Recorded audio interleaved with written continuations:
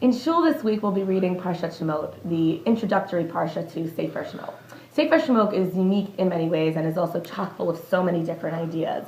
One of the ways in which it's most unique is that it represents the changeover from the individual family narrative of Sefer Breshit into the communal narrative of Bnei Yisrael. But it's full of so many other ideas as well. Sefer Shemot is full of not only narrative, but also really introduces the first large segments of commandment. Most other books in the Torah will be either narrative or commandment. Sefer Shemot jumps back and forth between both. It's also the Sefer of Tanakh most densely packed with miraculous, supernatural, cosmic events, possibly more so than any other Sefer in Tanakh, maybe with the exception of the Elisha and Eliyahu narratives in Sefer Melachim. And yet, with all the focus on God's power and the miraculous divine nature of the book, there are still so many messages of free will and a denial of direct divine intervention. So, with a book that is so full of the move into the community, the narrative, the commandment, the divine, the anthrocentric or human-focused story, nailing down the essence of this book or summarizing it in any sort of way can be quite difficult.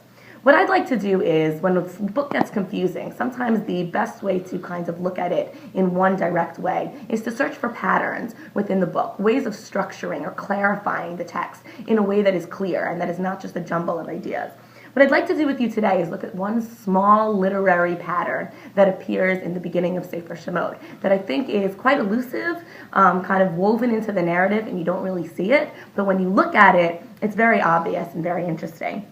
So what I'd like to do is look at a small chiastic structure that takes over the first two chapters of this book.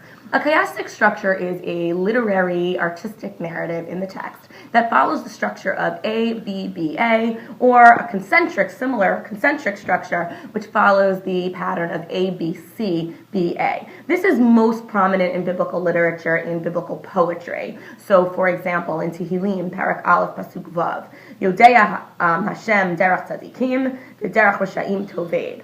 God knows or watches the path of the righteous, but the path of the wicked will be destroyed. God knows A, the path of the righteous, the path B, the path of the righteous, B, the path of the wicked, A will be destroyed. So biblical poetry is full of this pattern, A, B, B, A, or A, B, C, B, A. Finding chiastic structures in narratives of stories, though, is truly fascinating.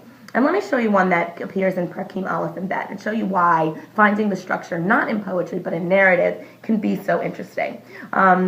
Lately, there's been a lot of scholarship about chiastic structure and narratives. One of the most interesting ones is the one that many scholars have found, and you can go look this up or Google it, the chiastic structure that appears over all of Megillat Esther, opening with the power of Achashverosh, closing with the power of Achashverosh, giving the ring to Haman right before the end, giving the ring to Mordechai, having a feast at the beginning of the book, a feast at the end of the book, a concentric structure in the book, sometimes also called a reverse narrative, where the building at the beginning of the book is mirrored or shadowed towards the end of the book, with something happening in the middle that changes. Often in Megillat Esther, that middle point is the night that Achashverosh cannot sleep. But let's go back to our Parshat Shmot.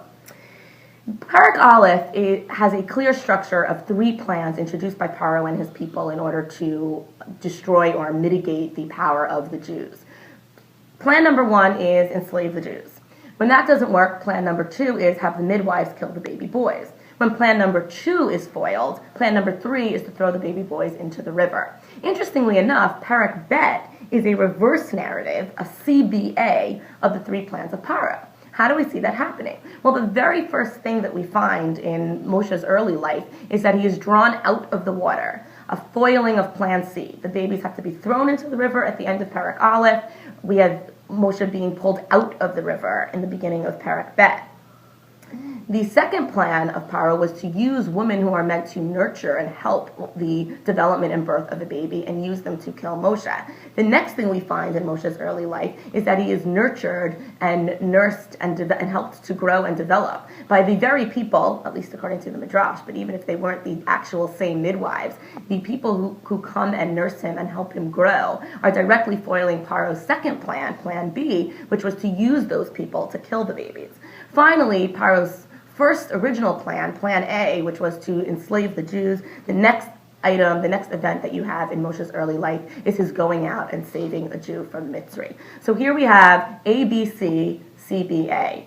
Enslave the Jews, use the midwives to kill them, throw the boys into the river. And in Perek Bet, we have CBA, the unfoiling of those plans, a baby boy drawn out of the river and unfolding a reverse narrative of Paro's third plan, then a reverse narrative of his second plan with Moshe's birth and development, and finally the reverse narrative of his first original plan as Moshe steps out and begins to undo the slavery process.